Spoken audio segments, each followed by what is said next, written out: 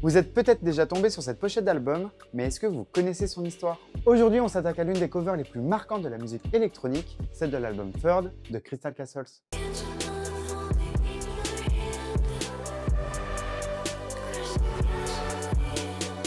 Si vous ne connaissez pas Crystal Castles, c'est un duo originaire de Toronto composé d'Alice Glass et de Ethan Katz. En 2008, ils se font connaître du grand public avec un premier album éponyme, mêlant de la synth-pop et des sonorités électroniques propres à cette période. Je suis persuadé que vous avez déjà entendu un de leurs sons. Je pense notamment à celui-ci.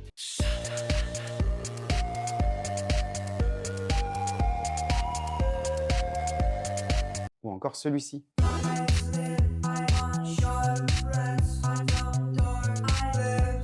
Pour leur troisième album, donc sorti le 1er janvier 2012, Crystal Castles choisit une pochette d'album représentant un homme torse nu et affaibli dans les bras d'une femme portant le voile intégral. Vu comme ça, on peut penser que cette cover a été créée spécialement pour l'album. Eh ben pas du tout. Cette photo, on la doit à ce gars.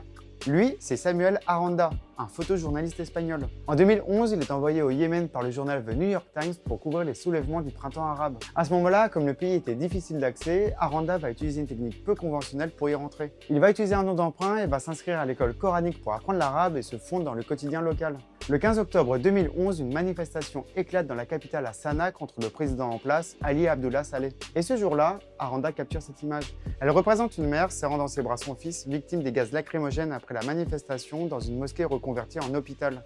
Elle fera rapidement le tour du monde et deviendra le symbole de la révolution yéménite. Certains vont même faire un parallèle avec la sculpture La Pietà de Michel-Ange. Cette photo aura un tel impact qu'en février 2012, le photographe recevra le World Press Photo of the Year, soit un mois après la sortie de l'album. Après avoir reçu ce prix, Aranda retournera au Yémen pour retrouver la famille et prendre cette photo. Il va même proposer de partager la somme qu'il a perçue avec le prix, mais la famille refusera. Personnellement, je trouve que le choix de cette cover par le groupe est assez logique, car derrière leur univers sonore froid et saturé, Crystal Castles exprime cette violence émotionnelle intense qui s'entend dans leur titre.